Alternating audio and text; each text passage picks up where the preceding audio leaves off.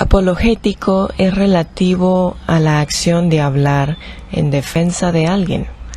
Por lo tanto, apologética de Elena de White es defender a Elena de White. Sin embargo, nuestro sitio web se enfocará más en aclarar el proceso de inspiración divina según las Escrituras y Elena de White. Es necesario, mis amados, leer este blog en estricto orden, partiendo de la introducción y continuando hacia los temas siguientes. Introducción. Es esencial clarificar la relación que existe entre los escritos de Elena de White con la Biblia, y en este sitio se presentará la forma más clara posible en cuanto a la función de sus escritos y la calidad de su inspiración, junto con las diferentes formas en las que se manifiesta la inspiración divina en los siervos de Dios en base al patrón bíblico. Elena de White y las Escrituras. Si vemos a las Escrituras en términos de revelación, podemos ver que el proceso de revelación en la Biblia fue el siguiente. En el Antiguo Testamento, Moisés fue la revelación inicial. A través de Moisés vemos la revelación inicial de Dios a su pueblo. En el Antiguo Testamento, los profetas constituyeron la revelación continua de parte de Dios. En el Nuevo Testamento, Jesucristo se considera la revelación máxima del carácter de Dios y de todo lo que tenía que ver con la revelación de Dios al ser humano y a este planeta, y que podemos ver esto registrado en los 4 evangelios. En el Nuevo Testamento, los testigos apostólicos y la interpretación de Cristo en cuanto al evangelio se encuentra allí en toda su sencillez. Ahora, con este trasfondo en mente, se compartirá una declaración hecha por un teólogo adventista que creemos ilustra bastante claro nuestra posición, ya que la vida de Cristo en la tierra y la interpretación apostólica de esta vida provee la máxima revelación de Dios. Ninguna función del don profético subsecuente, es decir, posterior al Nuevo Testamento, puede igualar, sustituir o convertirse en una adición o reemplazar a su singular atestiguación, sino que más bien toda enunciación o reclamo de tenerse el don profético debe ser probado por las Escrituras. Ahora, para aquellos que conocen las enseñanzas y la historia de nuestros primeros padres adventistas del séptimo día, ellos creían y aceptaron que Elena de White tuvo un don profético, pero nunca consideraron que sus escritos estaban al mismo nivel de igualdad a las Escrituras. Todo adventista bíblico, por lo tanto, debe considerar a la Biblia como la suprema revelación de Dios al hombre y a los testimonios de Elena de White como consejos inspirados que dirigen al pueblo de regreso a la Biblia y a sus principios. ¿Para qué? Para apuntar hacia ella y exaltarla, pues de ninguna manera consideraban que igualase, sustituyese o se convirtiese en una adición a las Escrituras. ¿En cuanto a qué? En cuanto a autoridad doctrinal y estándar moral. Entonces, en cuanto a autoridad de las enseñanzas y estándar moral, las Escrituras están por encima de los escritos inspirados de Elena de White. Este es el punto que necesitamos aclarar y repetir una y otra vez al mundo, y especialmente al mundo cristiano y a las nuevas generaciones de adventistas o adventistas que han utilizado erróneamente los escritos de Elena de White. Esta es la posición correcta, equilibrada y apropiada que todo cristiano bíblico y adventista debe tener en cuanto a los escritos de los profetas de Dios después del canon, después de la Biblia, poscanónicos. Elena de White misma vio la necesidad de aclarar este punto en la introducción de su libro La Gran Controversia, el cual es un documento muy importante sobre la consideración que ella misma tenía sobre su inspiración. Estas son traducciones de los libros en inglés. En La Gran Controversia dice: el Espíritu no fue dado ni puede ser otorgado para sustituir la Biblia, porque las Escrituras explícitamente declaran que la palabra de Dios es el estándar por el que toda enseñanza y experiencia deben ser probadas. Entre más leemos sus escritos, no compilaciones, sino sus escritos, más hemos querido leer y escudriñar la Biblia. Elena de White también dijo con respecto a sus escritos y la Biblia lo siguiente: poca atención se le ha dado a la Biblia y el Señor ha dado una luz menor para dirigir a hombres y mujeres hacia la luz mayor. Esta declaración es muy clara y es importante resaltar que los testimonios de Elena de White fueron y son una luz menor en función, pero no en calidad de inspiración. Es decir, una mujer embarazada no puede estar embarazada a medias, o está embarazada o no lo está. Así de sencillo. En las Escrituras no hay evidencia alguna sobre niveles o grados de inspiración. ¿Un profeta está inspirado o no lo está? Por lo tanto, Elena de White, Jeremías, Pablo, Juan el Bautista, ¿fueron profetas inspirados o simplemente no lo fueron en absoluto? Bíblicamente no hay soporte alguno para grados de inspiración o inspiración a medias. Sin embargo, la función o el propósito de su inspiración y de los escritos de Elena de White fueron el de exaltar las Escrituras, la palabra de Dios y su voluntad divina y sus principios. Las Escrituras son universales y se dirigen a toda generación de todas las edades, de todas las épocas, mientras que los escritos de Elena de White se dirigen a un pueblo específico de los últimos tiempos, y sus escritos tienen la misión o función específica de llevar de nuevo a la gente de regreso al estudio diligente de la Biblia. Esta es la diferencia en que tienen en cuanto a función, y en este sentido sus escritos son una luz menor en función en comparación a la Biblia, y en función son una luz menor que señalan hacia la luz mayor.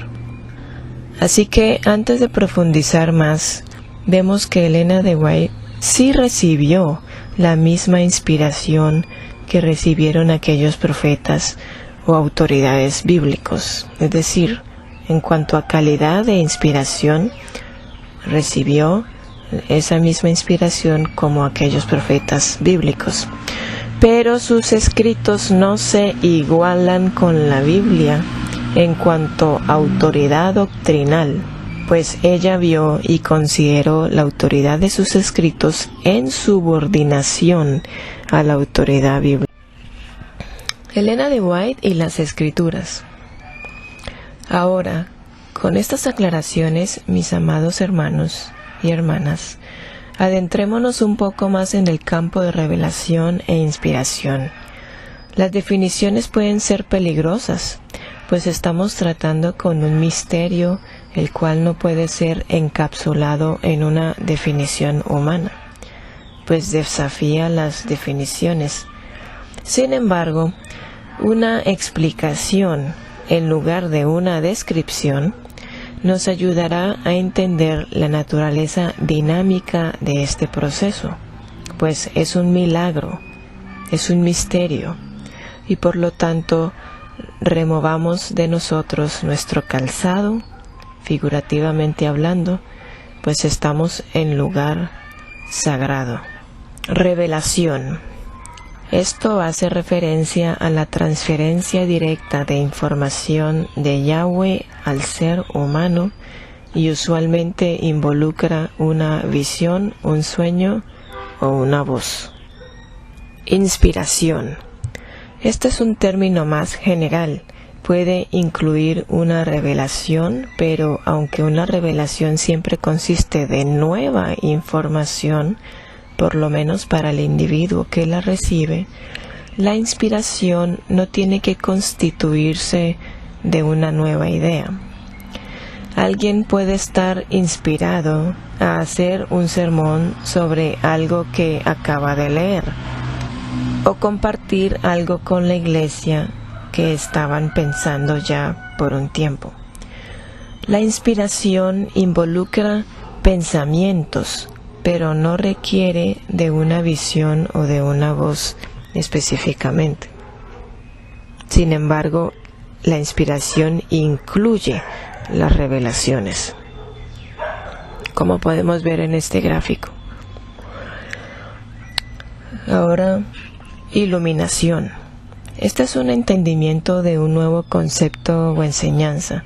Cuando somos iluminados es cuando tenemos un entendimiento de un nuevo concepto o enseñanza, si es recibida por primera vez, pero también es un entendimiento de antigua información que recobra un nuevo impacto y significado en el creyente que el creyente no tenía antes.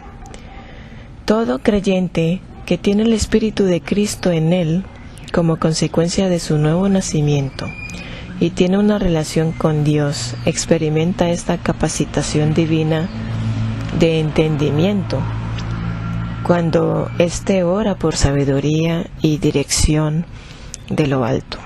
Testimonios, volumen 6, página 393, nos dice Elena de White: la Biblia es la voz de Dios, hablándonos tan ciertamente como si pudiéramos oírlo con nuestros oídos. La palabra del Dios viviente no está solo escrita, sino que es hablada. ¿Recibimos la Biblia como el oráculo de Dios? Si nos damos cuenta de la importancia de esta palabra, ¿con qué respeto la abriríamos y con qué fervor escudriñaríamos sus preceptos? La lectura y la contemplación de las Escrituras han de ser consideradas como una audiencia con el infinito. Entonces, al abrir la Biblia nos ponemos en audiencia con el infinito y sus principios. Oh, cuánto tiempo hemos y debemos dedicar a la lectura y estudio de la palabra de Dios, y orar por recibir aquella iluminación que el Padre Celestial nos da a través de su Santo Espíritu, que ya está en el nuevo converso, escudriñando esos preciosos oráculos y presentarnos en audiencia con Cristo y su palabra cada día. ¿Tienes un tiempo en tu horario para dedicarle tiempo a Dios y a su palabra? ¿Para escuchar su palabra y voluntad personalmente? Ahora veamos algunos modelos de inspiración. Está el modelo profético, el cual es la revelación divina que vino a los autores bíblicos a través de sueños, visiones o voces. Y estas manifestaciones divinas fueron registradas bajo la dirección o inspiración del Espíritu Santo. Ahora bien, muchos cristianos y adventistas creen que esta es la única manera en que un profeta recibe revelaciones de Dios o es dirigido por Dios, que la Biblia se fundamenta solamente en este modelo de revelación e inspiración. Pero si estudiamos cuidadosamente las Escrituras, encontramos otro modelo, pues hay numerosos ejemplos, tanto en el Antiguo como en el Nuevo Testamento. Tenemos el modelo investigativo. La revelación divina es cuando viene de forma independiente a sueños y visiones. Este recibe información a través de investigaciones, lecturas, compilaciones y ediciones de materiales de varios documentos existentes, producidos por autores inspirados y no inspirados, lo cual está incluido el préstamo literario. Esta investigación fue dirigida y registrada bajo la inspiración del Espíritu Santo. Existe evidencia que los escritores bíblicos se involucraron en este proceso de investigación, pero era inspirado y era dirigido por el Espíritu Santo de Cristo. Un clásico ejemplo de esto es Lucas 1:1-4, donde dice: puesto que ya muchos han tratado de poner en orden la historia de las cosas que entre nosotros han sido ciertísimas, tal como nos las enseñaron los que desde el principio las vieron con sus ojos y fueron ministros de la palabra, me ha parecido también a mí, después de haber investigado con diligencia todo desde su origen, escribírtelas por orden, excelentísimo Teófilo, para que conozcas bien la verdad de las cosas en las cuales has sido instruido. Lucas, el doctor Lucas, no obtuvo esta información por medio de sueños y visiones, sino por medio de su propia investigación de los registros de la vida de Cristo. No obstante, su trabajo fue divinamente inspirado y dirigido. De hecho, hay relatos que no están en los otros evangelios. Lucas utiliza el esquema del Evangelio de Marcos, pero agrega historias que no encontramos en otros evangelios. Estaba completamente metido en su investigación mientras iba siendo dirigido por el Espíritu Santo durante todo ese proceso. Historias como la de Zaqueas y el hijo pródigo las conocemos hoy por la investigación del Dr. Lucas. Otro ejemplo es el libro de Apocalipsis. De todos los libros, uno pensaría que el libro de Apocalipsis fue una revelación de sueños y visiones, que ciertamente así fue en su mayoría. Pero adivinen qué. Contenían numerosos paralelismos temáticos y verbales con el libro apocalíptico del primer siglo, Primera de Enoc. Juan, en el contexto de las visiones y sueños que tuvo también, extrajo cosas de la literatura de sus días por inspiración. Muchos no saben esto, pero la evidencia está allí. El uso evidente de Juan del lenguaje de un autor previo y desconocido no le resta mérito ni valor a su inspiración. Las palabras e imágenes previamente escritas por la pluma de otro le ayudaron a expresar mejor lo que deseaba transmitir en base a lo que había visto. En John Pauling, Decodificando las trompetas de Apocalipsis, página 352, dice: la impresión que uno recibe de la comparación de las 7 trompetas con el material judío apocalíptico de Primera de Enoc es que tiene mucho en común. Sin embargo, el autor de Apocalipsis crea algo nuevo mucho más a menudo que lo que ha copiado de lo que han hecho otros. Hay un uso común de símbolos e ideas, pero la forma final de un pasaje dado en Apocalipsis es propio del autor. Así que el producto final y todo lo que involucra ese producto final fue todo de Juan, dirigido por el Espíritu de Dios.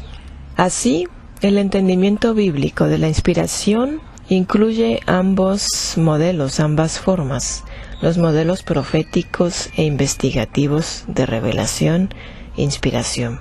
Y si buscamos, podemos encontrar otros modelos de la inspiración en las Escrituras que no involucran sueños o visiones, como la poesía de la Biblia, los Salmos.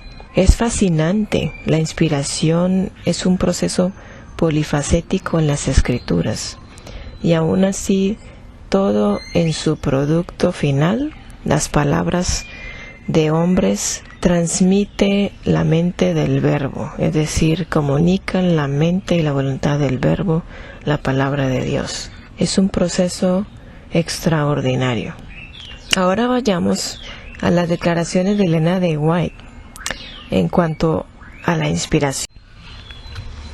En Mensajes Selectos, volumen 1, página 20, en el libro en inglés, nos dice: la Biblia no nos es dada en un grandioso lenguaje sobrehumano.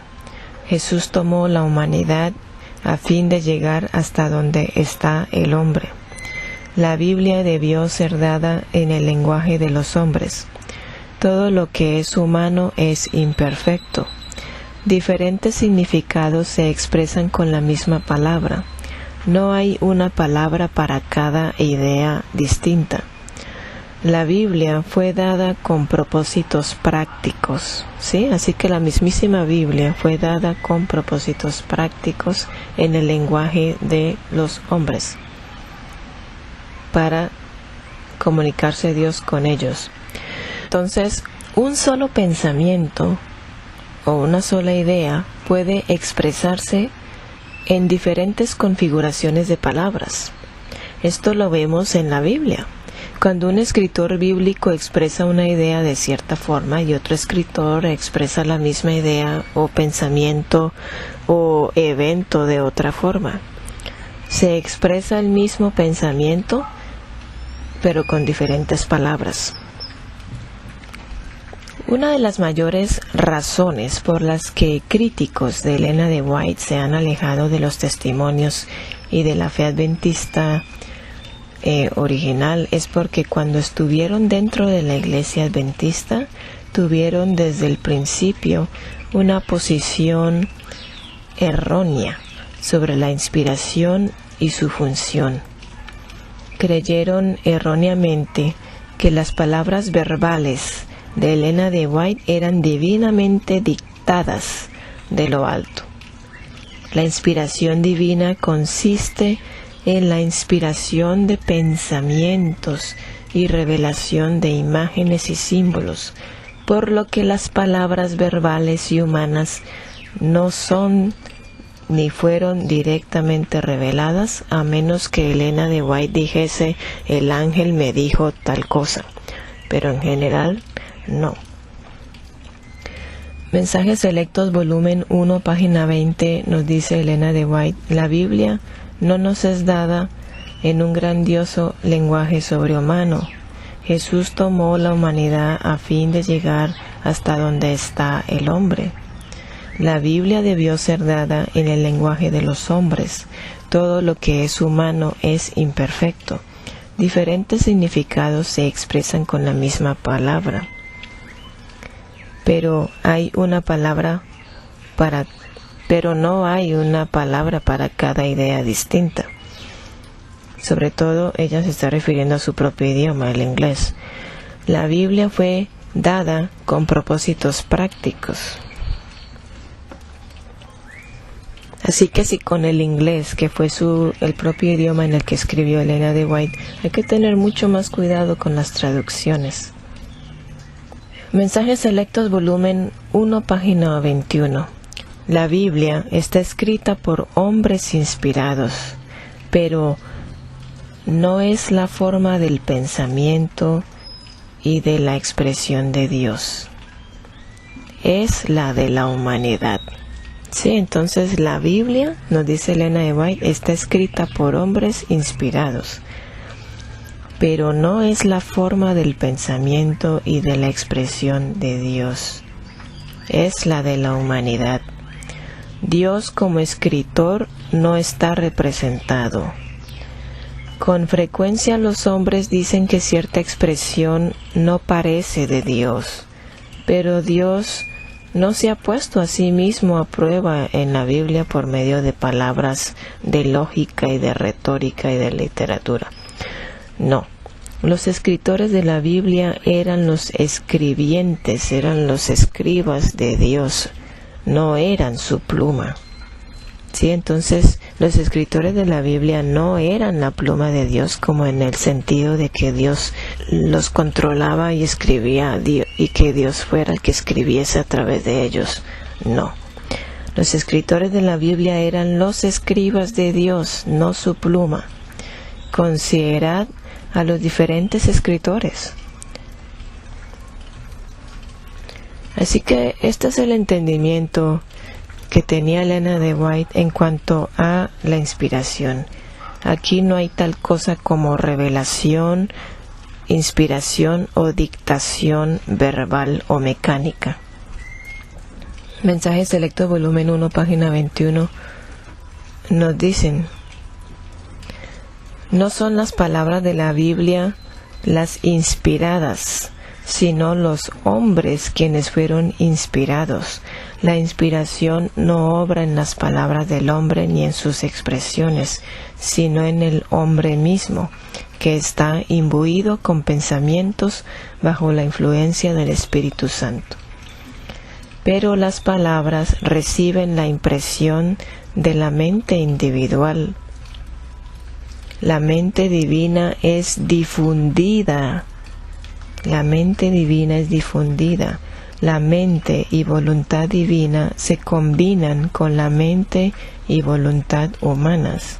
De ese modo, las declaraciones del hombre son la palabra de Dios. Entonces, solamente en este sentido, las declaraciones del hombre son o constituyen la voluntad de Dios y sus principios. Es por esta razón que cuando leemos los escritos de Elena de White, hemos de buscar por los principios que está ella enseñando a través de sus escritos, porque son los pensamientos y las ideas y los principios los que Dios le comunica a los hombres, y son los hombres los que expresan esos principios a través de sus palabras,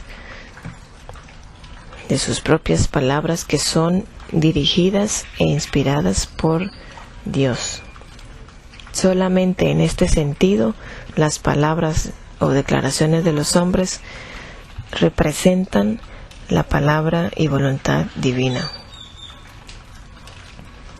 Así que Dios se comunica con sus profetas por medio de pensamientos e imágenes, y los profetas expresan esto a otros en sus propias palabras. Enfoquémonos en las siguientes imágenes para ver cuál representa mejor la idea de difusión, cuando la mente divina es difundida y combinada con la voluntad humana. El primer gráfico no representa la idea correctamente. El segundo gráfico, donde está la mente divina tomando completo control de la mente humana, tampoco representa el carácter de Dios correctamente. Esto lo hacen más bien los demonios, controlar por completo las mentes humanas.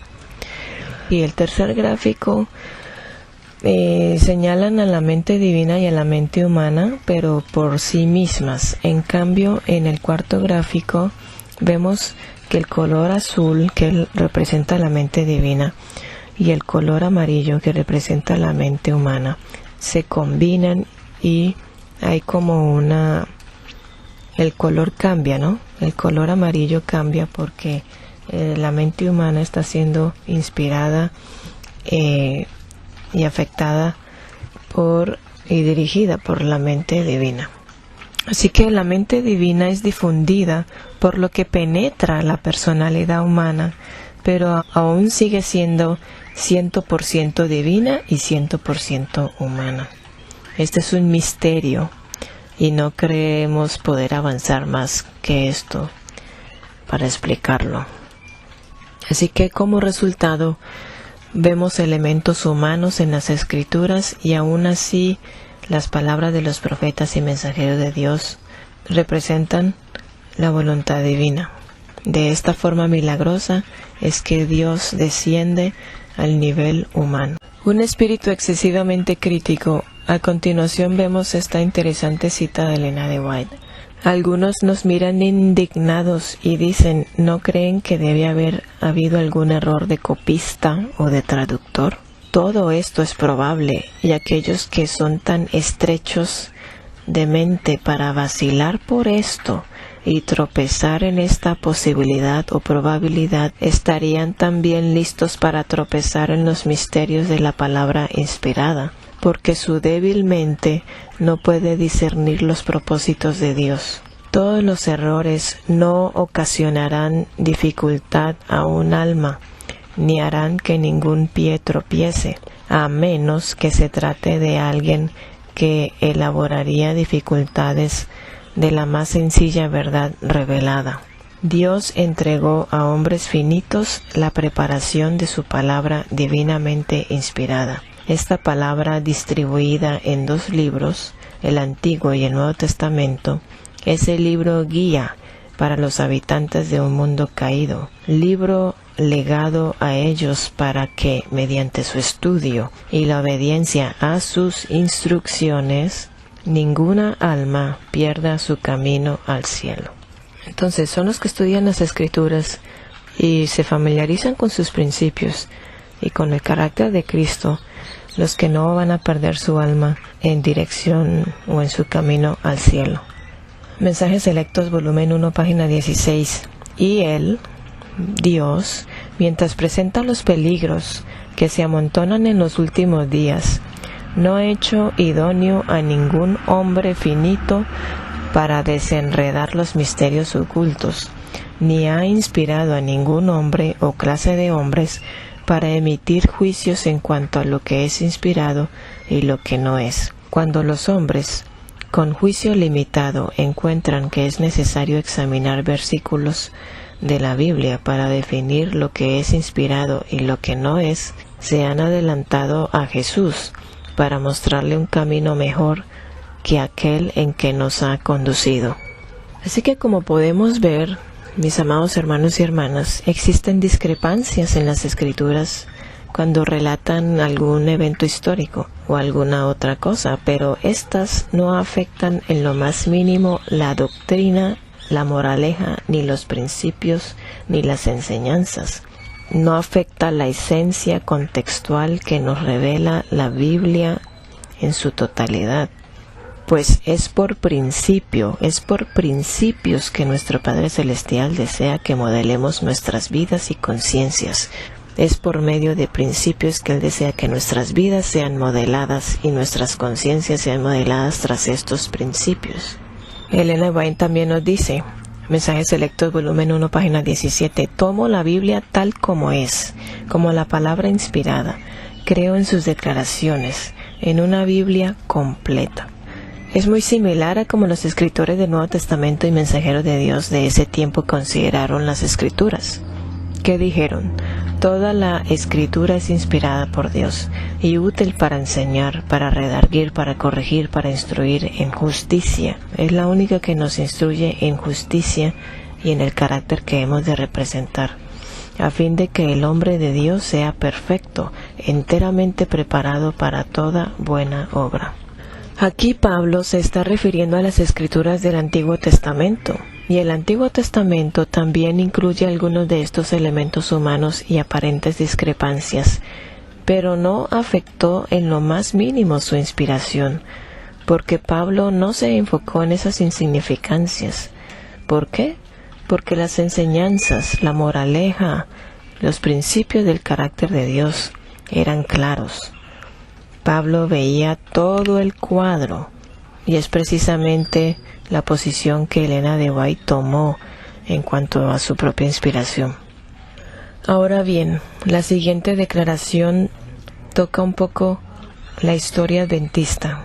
Hubieron 2 áreas o posiciones que tomaron algunos adventistas dentro de la Iglesia a finales de los 1800, las cuales fueron la inspiración o dictado mecánico o verbal, y el sentimiento de que existían varios grados de inspiración, diciendo que algunas partes de la Biblia eran menos inspiradas que otras y que algunas partes ni siquiera eran inspiradas. Con el tiempo, esta segunda creencia comenzó a enseñarse en las escuelas adventistas y a desarrollar un espíritu crítico contra las Escrituras, por lo cual Elena de White se preocupó mucho al respecto, y ella dice: ni una jota ni una tilde ha de ser tomada de esa palabra, de la palabra de Dios. Las manos quietas, hermanos, las manos quietas, hermanos. No toquen el arca, no pongan sus manos sobre ella, pero permitan que Dios la mueva. Aquí Elena de White estaba haciendo referencia a un espíritu excesivamente crítico a una actitud entrometida y crítica en los misterios de Dios, atreviéndose a decir que era lo inspirado y lo que no lo era. Elena de White consideró a toda la Biblia como divinamente inspirada por Dios. La experiencia de Elena de White en revelación-inspiración. Ahora bien, con estos contextos históricos en mente, tornemos hacia la inspiración de Elena de White. Spiritual Gifts, volumen página 293, nos dice: dependo del Espíritu del Señor, tanto en el relato o escritura de una visión, como cuando se me muestra una visión. Debemos comprender que su experiencia de revelación e inspiración fue igual en calidad a la que recibieron los profetas bíblicos. Pero como profeta poscanónica, su función era la de apuntar hacia las Escrituras y exaltarlas. Elena de White experimentó el modelo profético al recibir revelaciones a través de sueños y visiones, pero posteriormente era inspirada y dirigida por el Espíritu del Señor para relatar, escribir, editar e investigar, si así fuese necesario, según la inspiración del Espíritu y voluntad divina. Pero tristemente algunos en su tiempo y en nuestro tiempo han tomado esto a un extremismo, y es aquí donde los críticos han cometido un grave error al tomar el modelo profético y aplicarlo a la errónea creencia de la inspiración verbal mecánica o dictado verbal. Dudley M. Cambright, el padre de los críticos de Elena de White de hoy, escribió hace tiempo: cada línea que ella escribió, haya sido en artículos, cartas, testimonios o libros, ella profesó que le era dictado por el Espíritu Santo y por lo tanto ha de ser infalible. Life of Ellen G. White, 1919. En sus escritos, Elena de White nunca profesó tal cosa si tomamos en cuenta todo el contexto de sus declaraciones, y este falso testimonio ha contribuido en gran parte a la gran caída de muchos y posiciones extremas de muchos. William White, su propio hijo, dijo: mi madre nunca ha pretendido inspiración verbal, y no encuentro que mi padre o los pastores Bates, Andrews, Smith o Waggoner hayan hecho esa declaración. Si hubo inspiración verbal al escribir sus manuscritos, ¿por qué debía ella añadir o adaptar? Es un hecho que mi madre a menudo siempre toma uno de sus manuscritos y lo revisa cuidadosamente, haciendo adiciones y desarrollando aún más algún pensamiento. Mensajes selectos, volumen 3, página 437. Así que Elena de White adaptaba, editaba, reescribía y revisaba sus manuscritos, lo cual está muy lejos de la inspiración mecánica, automática o verbal, o esa dictación verbal. ¿Por qué? Porque esto también era parte del proceso de inspiración que hacía con la inspiración y dirección del Espíritu Santo. La inspiración verbal o mecánica, vamos a hablar un poco de ella. Ahora bien, es importante tener en cuenta que hoy en día el término inspiración verbal tiene un amplio rango de interpretación y como resultado ha perdido mucho de su precisión. Sin embargo, para los adventistas pioneros, este término denotaba la idea de dictación verbal, la idea de que toda y cada palabra pronunciada o expresada por el profeta era de antemano preseleccionada por Dios sin ninguna intervención humana, y por lo tanto ésta no podía ser alterada subsecuentemente ni siquiera por el mismo profeta. Esta posición fue rechazada específicamente por la Conferencia General de 1883, cuando Dios aún estaba guiando a su pueblo. En una resolución ofrecida por W. C. White, que claramente representaba el entendimiento de Elena de White sobre la inspiración, las cuales fueron las resoluciones 33 y 34. El contexto histórico que causó la creación de tales resoluciones se debieron al deseo de Elena de White por querer editar alguno de sus primeros manuscritos al encontrarse errores gramaticales que en ese momento ella quería corregir y mejorar la calidad de los manuscritos, y algunos se estaban oponiendo a que se tocasen los testimonios por su creencia de inspiración mecánica o dictación verbal. Aquí está la resolución. Review and Herald, noviembre 27, 1883. Considerando que la luz dada por Dios a sus siervos es por iluminación de la mente, la impartición de pensamientos, y no en raras ocasiones en las palabras mismas en las que tales ideas son expresadas, se ha determinado que en la republicación de estos volúmenes cambios verbales se hagan para remover hasta donde sea posible las imperfecciones anteriormente mencionadas, sin cambiar en absoluto la idea o pensamiento. ¿Era el modelo de investigación aplicable y relevante en las experiencias y diario vivir de Elena de White? Sí. Porque aunque tuvo un ministerio profético por 70 años en los que recibió revelaciones a través de sueños y visiones, también fue movida por la inspiración del Espíritu Santo a la investigación y a esas correcciones. Esto nos introduce entonces al área de préstamos literarios y a la errónea percepción de que Elena de White como lectora leyese poco. Pero en realidad Elena de White leía mucho más de lo que muchos se han imaginado. Elena de White como lectora. Elena de White era una lectora rápida y tenía una memoria muy retentiva. Las revelaciones que ella había recibido la capacitaban para sujetarse a temas que anteriormente había leído de forma vigorosa. Carta de William White a L. E. Froom, enero 8, 1928.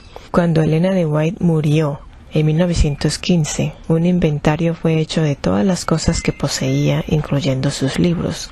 La cuenta estimada es que ella poseía más de 800 libros escritos por no adventistas. Nuevamente, una declaración de William, su hijo, dice: ella siempre sintió intensamente los resultados de su falta de educación escolar. Ella admiraba el lenguaje con que otros escritores describían ciertas escenas a sus lectores para expresar bien las escenas que Dios le había presentado en visión. Y ella hallaba placer, conveniencia y economía de tiempo el utilizar su lenguaje completamente o en parte para representar aquellas cosas que ella conocía por medio de las revelaciones recibidas y las cuales ella deseaba transmitir a sus lectores. Elena de White anhelaba escribir mejor y mejorar la calidad de sus escritos para poder expresar las cosas que Dios le había revelado y que ella había visto para compartirlo con otros. Una de las mejores maneras para escribir mejor es leer mucho. Elena de White nunca trató de ocultar esto. Ella fue completamente honesta al respecto del uso del lenguaje de otros autores.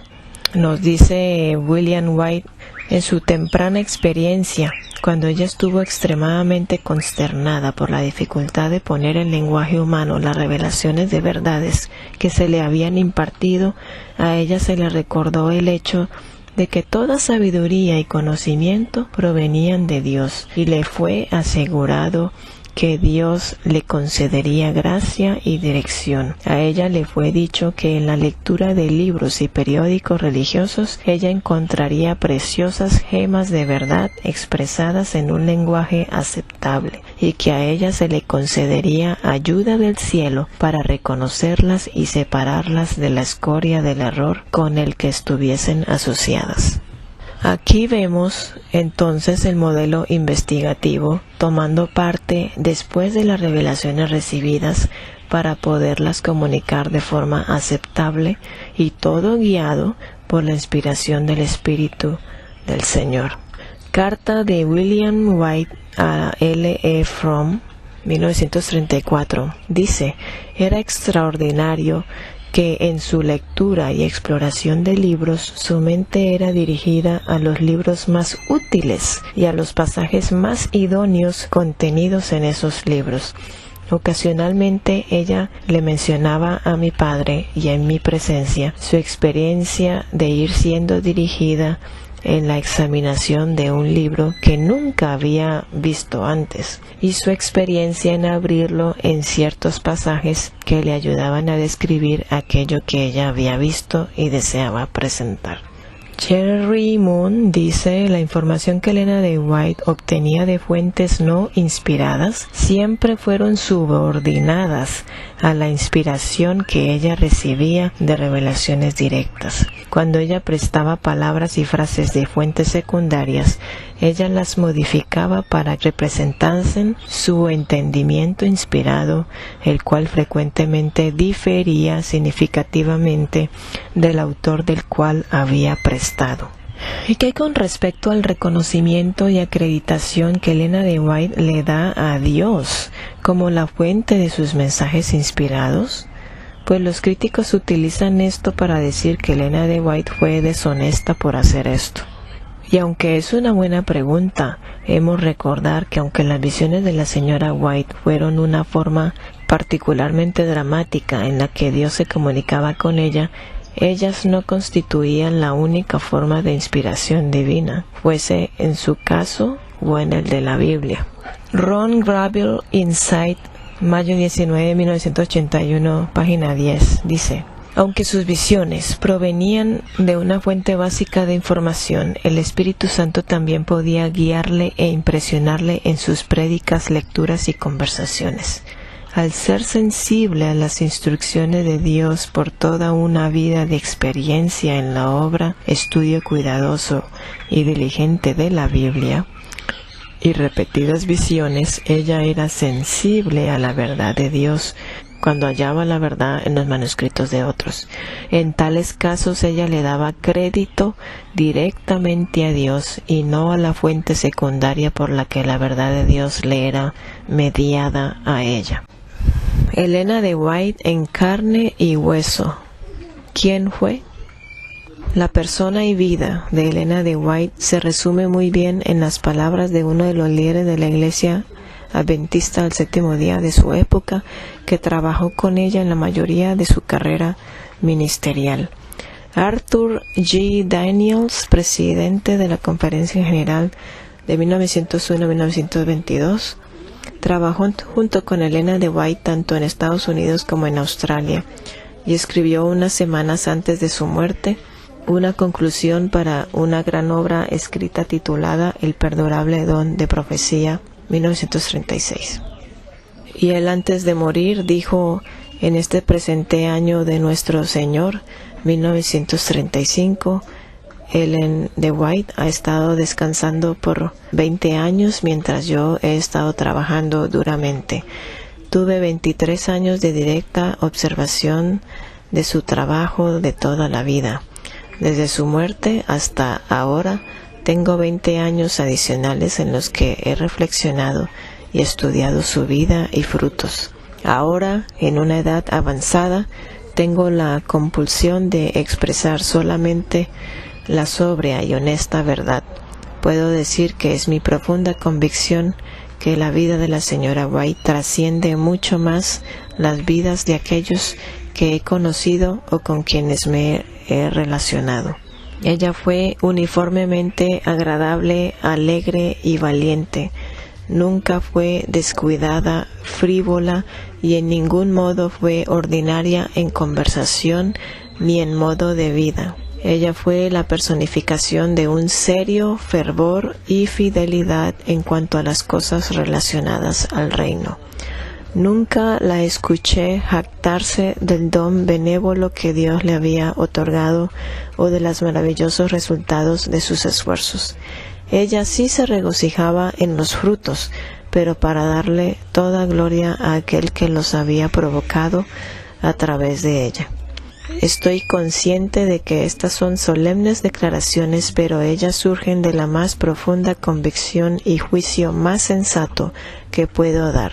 Son pronunciadas en la solemne atmósfera de mi última enfermedad, mientras me preparo delante del juez de toda la tierra, delante de cuya presencia he de presentarme.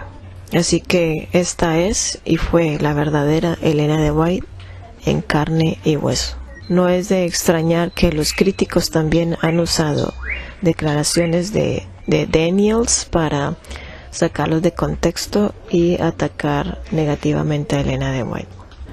Bueno, mis hermanos y hermanas, espero que todos comprendamos la actitud correcta y el uso correcto que hemos de tener para con las Escrituras, nuestra responsabilidad individual de estudiar diligentemente las Escrituras, aprender sus principios, identificar sus principios tanto en profecía como en sus relatos históricos, para saber cómo Dios trata con todo ser humano y con todo pueblo humano.